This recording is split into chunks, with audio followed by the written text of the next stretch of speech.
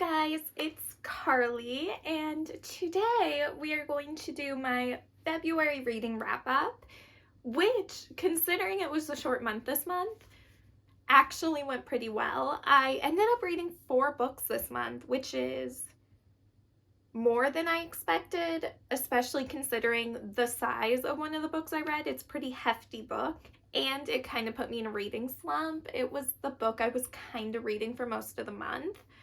But yeah, I can't believe I read 4 books. That's kind of wild to me. And considering I read 4 books and like half of them were romance, which I don't normally read romance, and 3 out of the 4 I rated 4 stars or higher. So it was like a pretty good reading month overall. All the books I read, for the most part, except for the one I have mixed feelings about, but all the other books, for the most part, I like really enjoyed and I really liked them, which is exciting and like kind of unexpected considering half of them were romance and I'm not like a huge romance reader, but like that's pretty exciting. So the first book I read was Caraval by Stephanie Garber. And this book is part of a trilogy, so there's 2 other books in the trilogy. I believe the second one is called Legendary, and the third one is called Finale. And I rated it 4 out of 5 stars. I really enjoyed it. I thought it was really good. It kind of took me from the second half of January to the first couple days of February to finish reading it. So it was kind of like one of those in-between books where I was reading it over a couple of months. But I really enjoyed it. I thought the story was fun, and it definitely went to a place that I wasn't expecting it. Like, I don't know. The ending, the twist at the end got me. I was not expecting the twist at the end with Julian and with Tella and with Legendary and with their dad and with their grandma and with the whole like reason for them being at Caraval. I did not expect it to be that, and I was like pretty pumped about that. I was really excited. Like I knew there had to be a reason they were at Caraval other than just Legend giving them tickets just out of the goodness of his heart because Scarlett had been writing him so much. I knew there had to be another reason, but it's just the reason I wasn't expecting.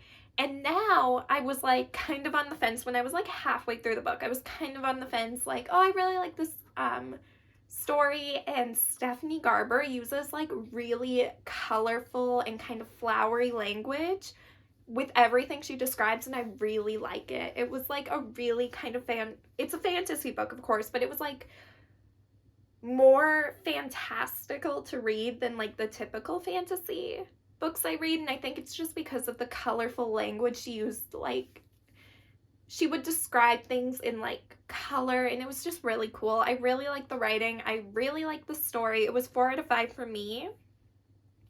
I'm really excited to see where it goes next. Like what's gonna happen next? What's the deal with Legend? He's kind of suspicious. The first book kind of left off on a cliffhanger where you're like, oh my god, what's that about? I don't know. I just really enjoyed it. It was so good. That's the only way I could describe it. It was so good. But yeah, I really liked it. So Caraval by Stephanie Garber. That was the first book I read this year or this month. And it started off really well. It started off my month with a 4-star, and I'm really happy about that. I really like that book, and I'm really excited for the rest of the trilogy. It'll probably be a while before I read the rest of the trilogy though, because only Caraval was available from my library through Libby. And because I did like it so much, I will buy the other 2 books.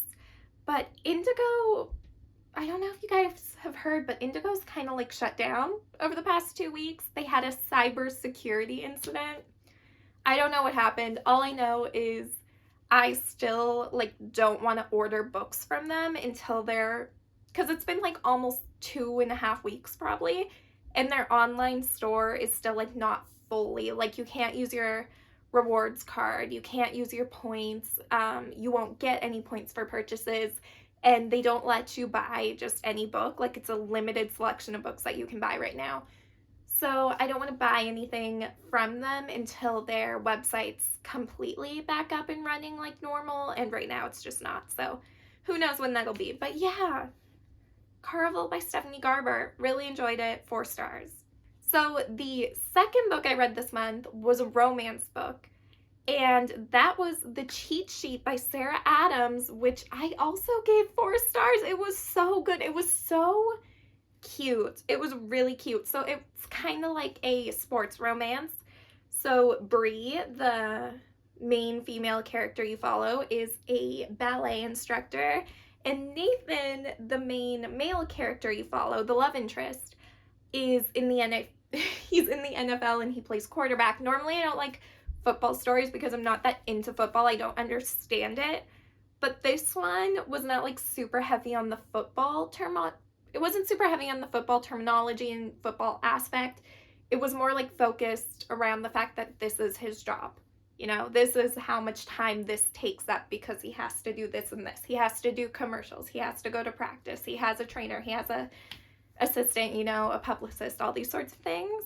So it wasn't like a ton. I think there were maybe like 2 or 3 scenes where you were actually watching him play football, and the rest it was just kind of a background, this is just his job sort of thing, which was fine. And also, I didn't think I was a friends to lovers type of person, but I really liked this, and it was best friends to lovers. So Bree and Nathan had been best friends ever since high school. They kind of fell out during college, and then they reunited after college when he got into the NFL type thing. And then they've been best friends ever since. Something happens, and Bree has a massive crush on Nathan, but she doesn't think Nathan reciprocates her feelings, and she doesn't think, and she thinks if she tells Nathan the truth about how she feels, he will just like drop her because it'll make everything so awkward. It'll ruin their friendship, right? So she gets absolutely wasted, ends up blabbering about her feelings towards Nathan in a bathroom to like a paparazzi type girl, and she leaks the story. And from there, Nathan and Bree kind of get swept up into this fake dating situation, where they're like fake dating for the sake of a commercial that they're doing because of how popular this video of Bree spilling her guts out went.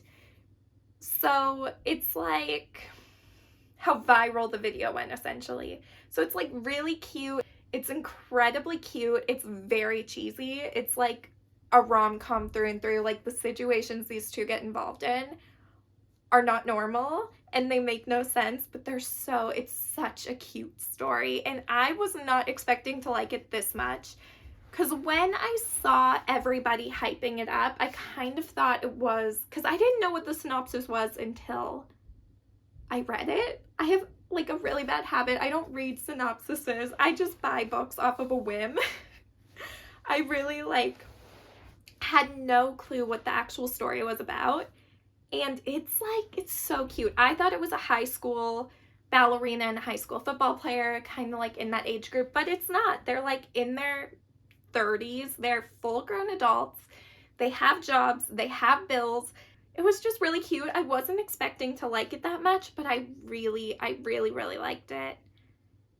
Like, I did not think this would be a book that I would recommend, but I recommend it. It was really cute. It was really good. I enjoyed it. It was just, you know, when you finish reading a book and you're like, that was fulfilling. That's how I wanted that to end. It was like that. The Cheat Sheet by Sarah Adams, I gave it 4 stars, and I am not a romance girly. So if I gave it 4 stars and you like rom-coms, you'll like this book. It's so cute. If you like sports romance, friends to lovers, rom-com, this book is for you. It's so good.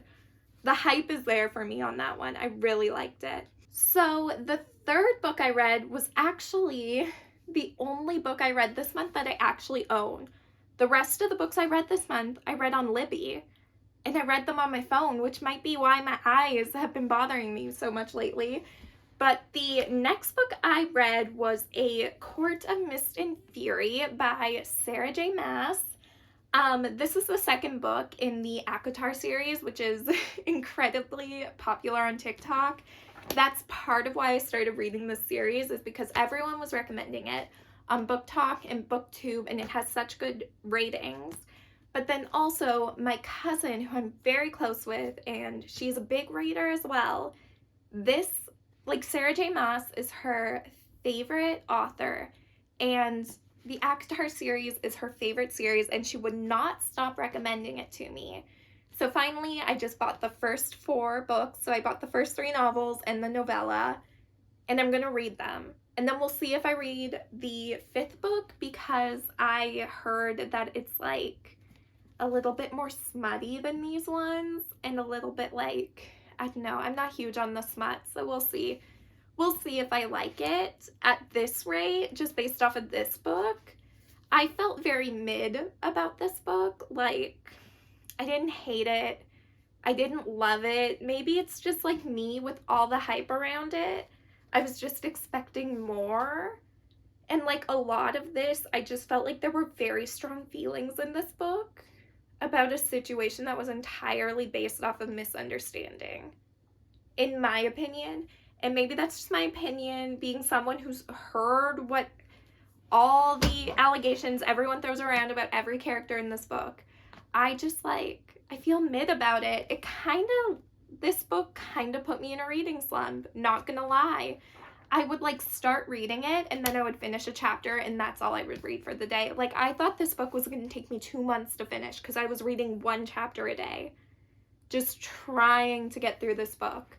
It did pick up a little bit more at the end. I would say the middle portion of this book really drug on for me. The end, I thought the ending was fine. I thought it went in like an interesting situation to set up the next book. I will read the 3rd book because I do own it and I will read it. And I heard that book is more about like the war strategy and war games, which I might like more because I am more into like political intrigue side of things. This side was just like a slow burn focus on the relationships between Feyre and Rysand and the other people in the Night Court, which is fine. I don't mind that. It's just like, it just like isn't my favorite type of book, which I feel like I'm kind of being a downer, and I wanted it to live up to the hype, and maybe it's because it didn't completely, like, maybe if I had read this book and didn't have all the hype swirling around it and all the amazing recommendations and everyone saying that this is their favorite book ever and they love it so much, maybe if I didn't have those expectations, I would have liked this more. But like, I finished this book and I was just disappointed. I was just disappointed with it for who knows what reason. I can't even really verbalize it. It just wasn't for me. I thought it was too long. I thought the writing was kind of repetitive in parts. It just wasn't for me. But it's for a lot of people. A lot of people like it, so I'm happy for them. Hopefully the 3rd book will be the one that's for me. Because I also heard that people who were kind of disappointed by this book really liked the 3rd one. And people that really loved this one were kind of disappointed in the 3rd one. So maybe the 3rd one will be my favorite. Maybe the 3rd one will be for me. Hopefully it is, because I would like to like kind of leave this series kind of like on a good note, liking it. But yeah, this one, it just kind of left me disappointed. So I gave it a 3.5 stars. I think when I initially rated it on Goodreads, I gave it 4 stars. But after like all the 4-star reads that I had this month and how much I liked them, I was like, I can't give this 4 stars because I didn't enjoy this. It took me a month to get through reading 1 chapter a day for who knows how many weeks. I didn't enjoy this book that much. I was very mid about it. Like, I don't hate it. I don't feel negatively about this book. I just like don't feel positively about this book. It's very mid for me, which is fine. Maybe I'll like the 3rd one more. So yeah, I did give this a 3.5 stars. I'm really hoping I like the next book more. Hopefully that one will be a little bit more on the political intrigue side. My jaw just cracked. But anyway, and I did see, just based off of how this book ended, that the 3rd book does have a dual perspective, I think between Feyre and Rysand, which I think I'll like more, because I think I'm just not that big of a fan of Feyre. I think I just don't like her as a character. I think I just don't like her as a person, which could be part of why I just didn't like this book, is because the character who was telling it for me, I just like I couldn't agree with a lot of her motivations and stuff, you know, like I just didn't relate to her and I didn't particularly like her. I don't hate her. Maybe she'll grow on me. You know, this book was in a very tumultuous point in her life. So maybe I will like the other one more if things with her have kind of calmed down a little bit. And with Rysand, I do like Rysand. I do like Rhys. I think he's a decent character. I do like him, so we'll see. I don't know. This was kind of the only disappointing book I read this month. And even then, I still, like, don't dislike it. I gave it a 3.5, and hopefully I like the third one more. And maybe if I read the third one and then sit with all the books for a little bit, I'll have a more positive feeling about the series overall as a whole. But this one, it's just kind of mid. I wouldn't recommend it to everyone. I would recommend it to people who are already fans of Sarah J. Maas. So if you read Throne of Glass, or you like her most recent adult series, I would recommend this one for you. But yeah, I don't know. It just wasn't for me. My jaw is like clicking so bad lately. It's actually better today. Anyway, the fourth book I read this month was The Boyfriend Project by Farah Rohan, we'll say, by Farah Rohan. I gave it a 4.5 stars. This was my favorite book I read this month. It was another rom-com. Who knew that I liked romance so much? Not me. I didn't realize I liked romance this much. But it was so cute. It was like, it was co-workers to lovers. So it wasn't really, they weren't really friends. They weren't enemies. They were just co-workers. Co-workers to lovers. It was very cute. But basically, the circumstances around the entire story were so hilariously, it was hilarious. So essentially, our main character, our main character, Sahima, is just hanging out with her sister, and her sister is all of a sudden like, oh my god, there's a disaster date. A girl is live tweeting her disaster date. And as her and her sister are going through the tweets, Sahima realizes that the girl is on a date with her boyfriend, and she knows where they are. So they go down to the place where this date is happening, and Sahima realizes that this man had been dating 2 other women at the same time as her.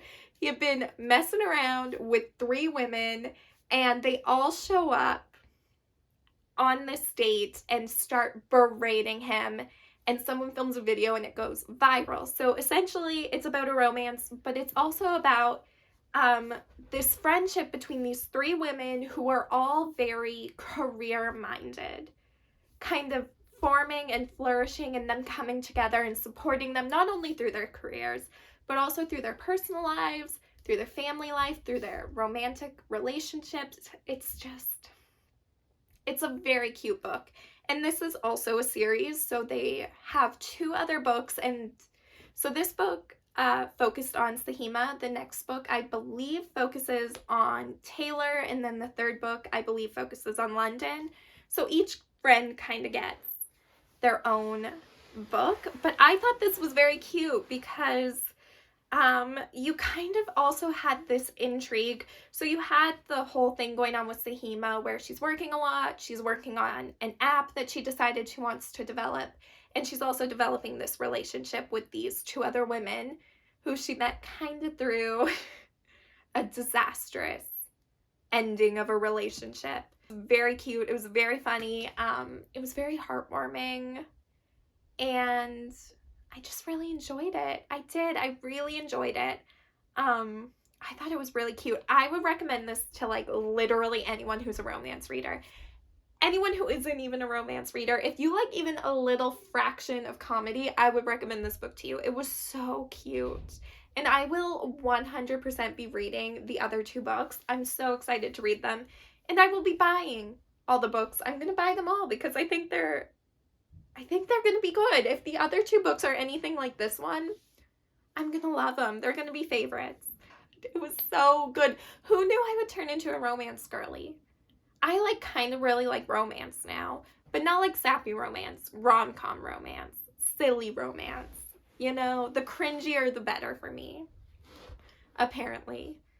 But yeah, those were all the books I read this month, which shockingly is a lot for a short month, and also had a lot of really good books and a lot of favorites in it, which I'm really excited about. But yeah, hopefully this keeps up for the rest of the year, because if I can read 4 and 5-star books for the rest of the year, I will be happy. But yeah, I hope you guys enjoyed this video. I hope you guys all had a great reading month. And yeah, we'll see you in the next video. Thanks for watching. Bye!